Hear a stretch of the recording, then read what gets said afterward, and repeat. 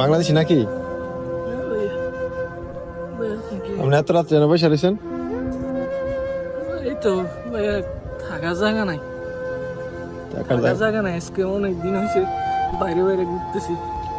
আমি আজকে 3 মাস হয়েছে সৌদি আরবে আসছি।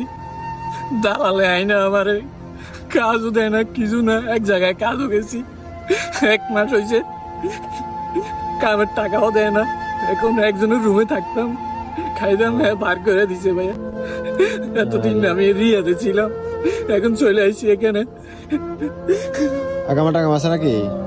আকামা দেয় নাই, দালালে বলছে 3 মাস পরে আকামা দিব। 3 মাস পার হয়ে গেছে, এখনো আকামা দিছে না। তো খাওয়া দাওয়া করছেন রাত্রে?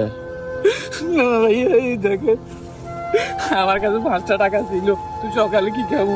এই দেখেন কবুজ ভাইয়া, একটা কবুজ খাইছি আর এই কটা কবুজ রাখছি, সব তো হয়ে গেছে ভাইয়া ঘরের মধ্যে। তো আপনার কাইন্দেন না